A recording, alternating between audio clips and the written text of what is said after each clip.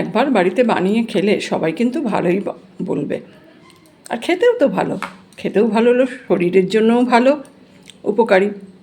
তো সেই জন্য আমি বলছি একবার হলেও বাড়িতে বানিয়ে দেখবেন। নমস্কার বন্ধুরা, সংসারের রীতিকথায় সবাইকে স্বাগত জানিয়ে আমি তনুশ্রী চলে এসেছি নতুন একটা ভিডিও নিয়ে। এখন তো গরমকাল, প্রচুর গরম পড়েছে। আর এই গরমে যদি কোনো পূজা পার্বণ থাকে, উপোস টুপোস থাকে, তো সেক্ষেত্রে কী হয়, ভাত রুটি তো খাওয়া যায় না। আর সব সময় কিন্তু লুচি পরোটা এগুলো খেতেও ভালো লাগে না। তখন এমন কিছু খাবার দরকার যেগুলো বেশ শরীর ঠান্ডা রাখে, পেটও ভরবে। ঠিক সেরকমই একটা খাবার আজকে বানিয়ে দেখাচ্ছি। তাহলে চলুন, সঙ্গে থাকুন, দেখতে থাকুন।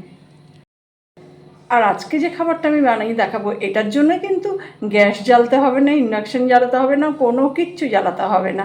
সম্পূর্ণ গ্যাস, ইন্ডাকশান কোনো কিছু আগুনের ব্যবহার ছাড়াই কিন্তু বানানো হয়ে যাবে। তাহলে দেরি কেন, বানিয়েই দেখাচ্ছি। এখানে আমি একটা বোল নিয়েছি, আর বোলের মধ্যে দিয়ে দিলাম কলাগুলো এরকম স্লাইস করে কেটে দিয়ে দিয়েছি। একটা কলা নিয়েছিলাম, স্লাইস করে কেটে দিয়ে দিলাম। এবার আমি কলাগুলো একটু হাতে করে ভালোভাবে ম্যাশ করে নেব। কলাটা যদিও পাকা, তবুও আমি একটু ভালো করে হাতে করে ম্যাশ করে নিচ্ছি। এটা আপনারা চামচ দিয়েও করতে পারেন, তবে হাতেই ভালো হবে বলে হাতে করে করছি। এরপর এই কলার মধ্যে দিয়ে দিচ্ছি টুকরো করে কেটে রাখা আম, পাকা আম। আমটা আমি এরকম টুকরো টুকরো করে কেটেছি, কেটে ওপর থেকে দিয়ে দিলাম। এবার এই কলার সাথে আমটাও ভালোভাবে ম্যাশ করে নিচ্ছি। পাকা আম বেশিক্ষণ লাগবে না, একটু হাতে করে করলেই হয়ে যাবে। এইভাবে আম আর কলা ভালোভাবে ম্যাশ করে নিলাম। এরপর দিয়ে দিলাম বাতাসা। আমটা তো মিষ্টি আছে, কলাও মিষ্টি, এর বেশি দিইনি, আমি 5টা মতন বাতাসা দিলাম। মিষ্টিটা আপনারা যে যেরকম খাবেন দেবেন। এবার আমি বাতাসাগুলো একটু হাতে করে ভেঙে দিলাম।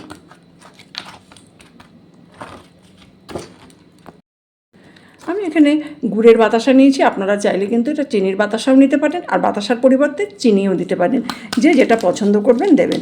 দিয়ে বাতাসাগুলো একটু এইভাবে ভেঙে দিতে হবে, দিয়ে আবারও ভালো করে মিশিয়ে নেব।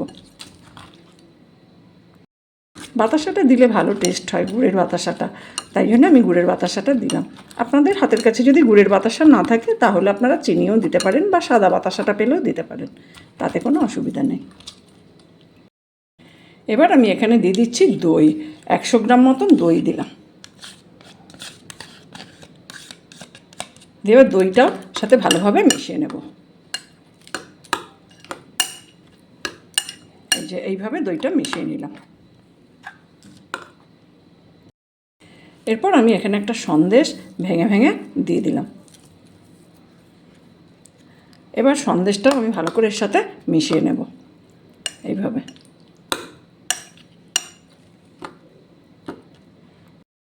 এখানে আমি নিয়েছি বড় দানার সাবু, আর এই সাবুটা আমি 2-3 ঘন্টা ভিজিয়ে রেখেছিলাম, ভালো করে ধুয়ে ভিজিয়ে রেখেছিলাম। এবার জল ঝরিয়ে নিয়েছি।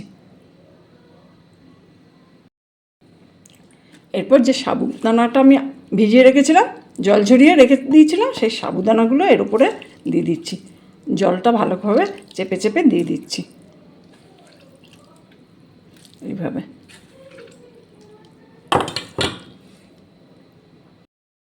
এবার আমি সাবুদানাটা দিয়েও ভালোভাবে মিশিয়ে দিচ্ছি এইভাবে।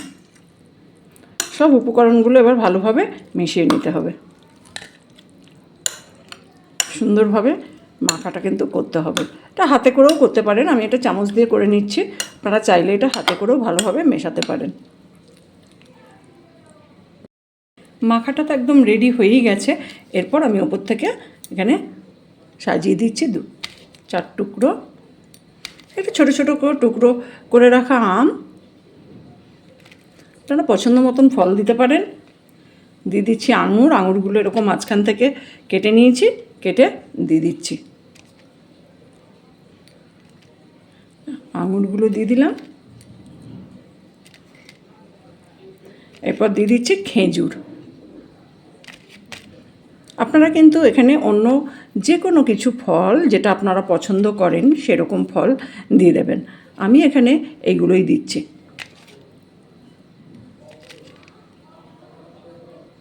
এই যে এইভাবে দিয়ে দিলাম।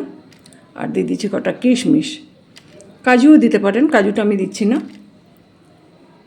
যারা পছন্দ করেন খেতে তারা কিন্তু এখানে কাজুও দিয়ে দিতে পারেন।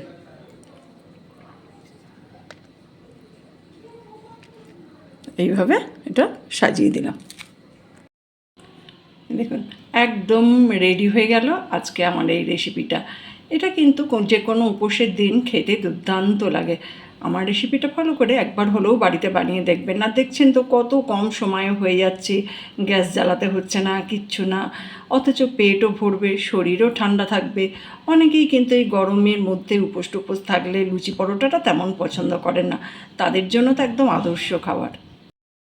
দেখুন কত সুন্দর দেখতে লাগছে বলুন তো, খেতেও কিন্তু ভীষণ ভালো হয়। তাই আমি আপনাদের বলবো একবার হলেও কিন্তু বাড়িতে বানিয়ে দেখবেন। বাড়িতে বানালে কেমন হয়েছে জানাবেন, ভালো লাগলে একটা লাইক দেবেন। একদম রেডি হয়ে গেল আজকে আমার এই রেসিপিটা। আর টেস্ট সেটা তো না খেয়ে বলা যাবে না, তাই একটু আমি খেয়েই বলছি। দুর্দান্ত খেতে হয়েছে। নিজে বানালাম বলে আমি বলছি না, আমার এই ভিডিওটা দেখে একদিন বাড়িতে বানিয়ে দেখবেন, ছোট বড় সবাই কিন্তু খুব পছন্দ করে ভালোবেসেই খাবে। আর এটা তো ব্রেকফাস্টেও বানানো যায় এক একদিন। রোজকে আর ব্রেকফাস্টে পাউরুটি পরোটা লুচি এসব খেতে ভালো লাগে, এক একদিন বানালে কিন্তু খারাপ হবে না। তাই বলবো যে একবার হলেও কিন্তু বাড়িতে বানিয়ে দেখতে পারেন। আমার আজকের ভিডিওটা কেমন লাগলো জানাবেন, ভালো লাগলে একটা লাইক দেবেন। যারা এখনও আমার চ্যানেলটা সাবস্ক্রাইব করেনি তাদের অনুরোধ করবো আমার চ্যানেলটা সাবস্ক্রাইব করে নেবার জন্য। আর অলরেডি যারা সাবস্ক্রাইব করেছেন, আমার সঙ্গে আছেন, পাশে আছেন, তাদের তো অসংখ্য ধন্যবাদ।